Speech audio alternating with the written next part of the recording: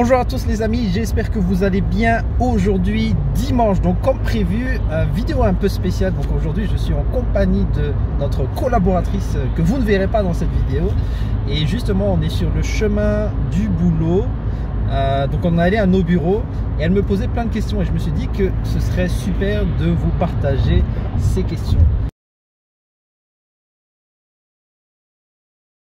Alors bon, la réponse un peu bateau, c'est qu'il n'y a pas de mieux, ça dépend du profil de chacun, mais voilà, par expérience, Florent fait de la location courte durée, moi je fais de la colocation. Je suis fan de la colocation parce que c'est un juste milieu entre temps passé à faire la gestion, à faire l'entretien avec les différents locataires et en fonction des rotations. Parce que je travaille énormément et voilà, je passe pas beaucoup de temps où déjà j'ai délégué une grosse partie pour cette gestion. Donc il y a des gens qui me trouvent des colocataires, il y a des gens qui s'occupent des petits entretiens. Par exemple hier, il y a un colocataire qui m'envoie une photo et je vais vous la mettre ici. Il y a un chauffage qui est tombé. Je sais pas pourquoi, bon, ça fait 3 ans qu'il est fixé là. Ça peut arriver, peut-être qu'il s'est appuyé dessus et qu'il ne veut pas me le dire. Mais voilà, j'ai tout de suite quelqu'un qui est proche de là où j'habite et qui va s'occuper de ça. Donc pour moi, la colocation, c'est un bon compromis entre du cash flow et le temps de gestion qui est assez réduit. Donc que je peux gérer, voilà, simplement en envoyer quelques messages ou en passant quelques coups de fil. Donc ça me correspond. La location courte durée, donc c'est beaucoup plus de cash flow. Ici, si on compare par exemple les résultats entre Florent et moi, bon, c'est différentes régions, c'est différents budgets, c'est pas vraiment comparable, mais lui il gagne le double, au minimum le double de ce que je fais en colocation, mais ça lui prend plus de gestion pour gérer le ménage, les remises de clés, la gestion clientèle sur les plateformes. Donc ça prend c'est quand même énergivore. Donc voilà, c'est chronophage et énergivore. Donc c'est vraiment un choix à faire.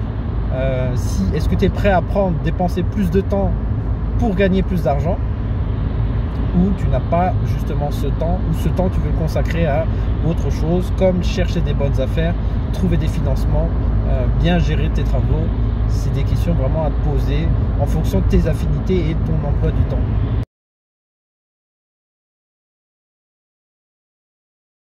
C'est vrai que la distance, les trajets, ça prend du temps. Mais pour moi, c'est un temps qu'on retrouve parce que pour un boulot que tu fais une fois, c'est-à-dire que tu vas gérer les travaux une fois, enfin en général une fois, trouver tes locataires peut-être une fois ou pas beaucoup. Et donc ça vaut le coup parce qu'au final, après tu vas toucher des loyers tous les mois pour une chose que tu auras fait une fois. Une chose qui t'aura peut-être pris un peu plus de temps, mais qui te donnera un bon retour sur investissement sur le long terme parce que tu auras du cash flow. Ce sera peut-être un peu moins patrimonial, donc ton bien va potentiellement prendre moins de plus-value, quoique en Wallonie il y a quand même des régions, des provinces, des communes où il y a des très belles plus-values qui sont simplement parce que tu as des endroits où tu as des hôpitaux qui sont en train d'être créés, tu as des endroits où tu as un tram, des axes de communication, tu as des zonings, tu as par exemple Alibaba ici à Liège, tu as le tram à Liège, hôpital Charleroi, des universités, voilà, il y a plein de choses. Et quand tu achètes proche de ces endroits, en fait c'est l'offre et la demande, hein. Plus tu as de demande et si c'est toi l'offre, évidemment la plus-value va augmenter puisque les gens vont se bousculer pour trouver ton bien immobilier.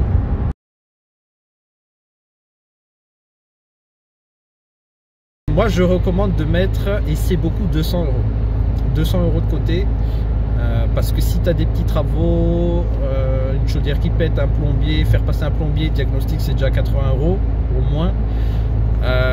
Ensuite tu as les petites réparations, si tu n'as aucune franchise, aucune assurance, à rien pour te protéger.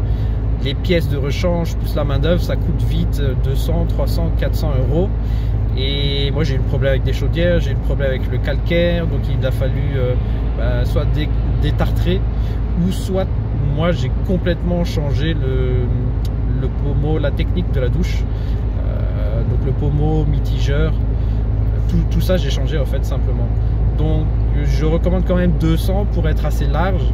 Je sais qu'on sait moins faire quand on est bricoleur. Si tu as par exemple ton conjoint qui est bricoleur, alors je pense que 100 € ce sera plus que suffisant. 200 € par mois, ça représente quand même 2400 à l'année. Ça c'est vraiment quand tu as des problèmes. Et pour compter aussi les vides locatifs, donc quand tu feras des rotations, et pour compter si jamais un jour tu devras changer la toiture, refaire la toiture dans 10 ans, bah, autant l'amortir sur 5-10 ans que devoir sortir directement une somme assez conséquente. Donc 200 € c'est vraiment le plafond, hein, c'est la marge haute. Évidemment le budget n'est pas le même si tu as un immeuble avec 5 unités, et ici je parle plus d'une maison en colocation. 200 € c'est un bon plafond, sinon 100 € c'est pas mal, et si tu es un peu bricoleur évidemment tu peux mettre moins de côté. Donc qu'est-ce que j'entends par ça? C'est à dire que si tu as 800 € de crédit, donc il faut que tu aies au moins 1000 € de loyer qui va créer l'autofinancement. Ok, donc payer tes précomptes immobiliers, les assurances, toutes les charges liées à l'habitation, et en plus des 1000 €, tu dois mettre 200 € de côté. C'est vraiment ça que je dis. Donc au final, si tu as un bien qui te rapporte 500 net, bah, il y aura 300 € que tu sauras utiliser facilement pour réinvestir, et 200 € maximum, vraiment maximum, pour gérer ces entretiens. Donc voilà, j'espère que vous avez aimé cette vidéo. N'hésitez pas à poser vos questions en dessous de la vidéo, et on fera une vidéo FAQ, donc foire aux questions, si vous avez voilà, beaucoup de questions, pour répondre simplement à vos questions. Merci Jeune pour ta participation, et on se retrouve à bientôt dans une autre vidéo. N'oubliez pas de vous abonner les amis, et si vous souhaitez aller plus loin et plus vite dans l'immobilier, je vous mets un lien en description pour rejoindre le club, et vous aurez toutes les informations. Et si vous avez besoin de prendre rendez-vous, n'hésitez pas aussi à cliquer sur le lien en description. À bientôt.